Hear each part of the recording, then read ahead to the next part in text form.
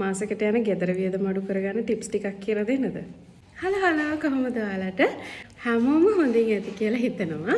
ඕගොල්ලෝ බඩු ගේනකොට ඒ කඩේට ගියාට පස්සේ දකින්න දේවල්ද ගන්නෙ? එහෙම නැත්නම් පොඩි බඩු කීපයක් ඔළුවේ තියාගෙන යනවා. හැබැයි ගිහිල්ලා දකින්න දේවල් ටිකක් ගන්නවා. පස්සේ ගෙදර ඇවිල්ලා ඒක සමහර වෙලාවට පාවිච්චි කරන්නේ නැහැ. පළවෙනි ටිප් එක එක්සැම්පල් එකක් විදිහට මම කිව්වොත් ෂැම්පූ වගේ දේවල් ඩේට්ස් බලලා ගේනවා නම් ගෙනල්ලා මාසෙන් එක්ස්පයර් වෙන දේවල් නෙවෙයිනේ. ඒ වගේ දේවල් ගේනකොට අනිවාර්යෙන් ලොකු ප්‍රමාණ වලින් ගන්න. ඒ කියන්නේ මම මේ එක්සැම්පල් එකකට ෂැම්පූ මීන් කරේ ඒ වගේ එක්ස්පයර් වෙන්නේ නැති ගොඩක් කල් තියාගන්න පුළුවන් දේවල් ගේනකොට ලොකු ප්‍රමාණ වලින් ගන්න. මොකද සුපර් මාකට් එක යන්න ඕනේ නැහැ. ඔයා ගමක ඉන්න කෙනෙක් නම් ගොඩක් බඩු ප්‍රමාණයක් ගේනකොට ඒ කඩෙන් උනත් සමහර වෙලාවට ගාණ අඩුවෙන් ඒක ගන්න පුළුවන්.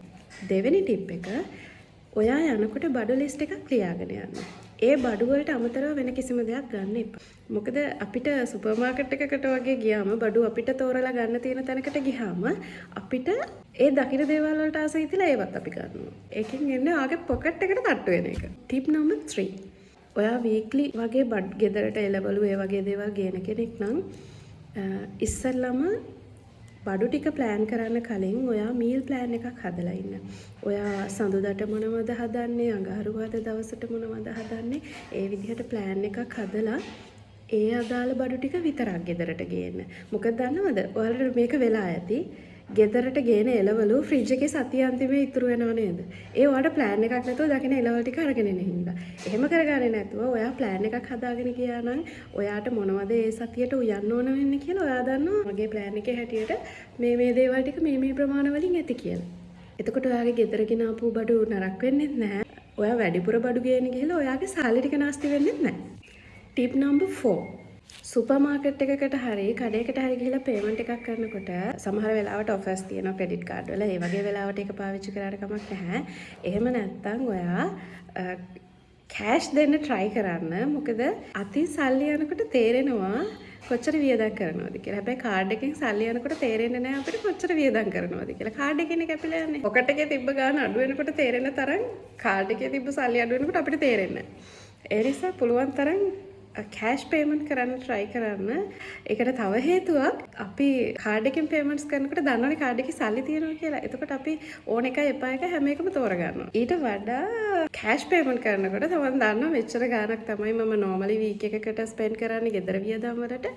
ඒ නිසා මේ ගාණ pay කරන එක හොඳයි කියලා. අන්තිම දේ තමයි මේක ඇත්තටම සමහර වෙලාවට මටත් මගේ අරන දෙයක්. හැබැයි මම කරොත් ඒක ඇත්තටම ඉෆෙක්ටිව් දෙයක් මීල් ප්‍රෙප් කරගන්න එක.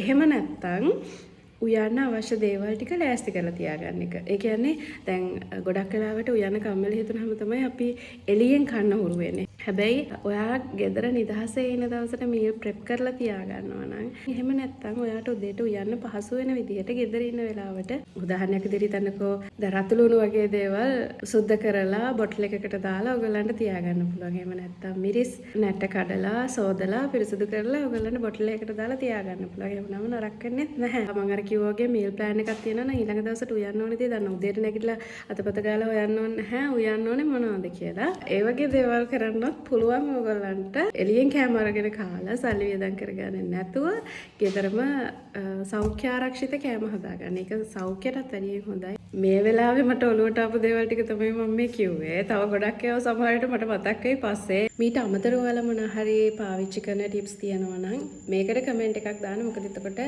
මටත් ඉගෙන ගන්න පුළුවන්. මේක බලන තව කෙනෙකුටත් දෙයක් ඉගෙන ගන්න පුළුවන්. ඉතින් මම හිතනවා ඔයගොල්ලෝ මම කියපු දේවල් වලින් කොච්චර දෙයක් හරි ඔලුවට ගන්න නැති කියලා. එහෙනම් මම ගිහින් එන්නම්. පරිස්සමෙන් ඉන්න. බයි.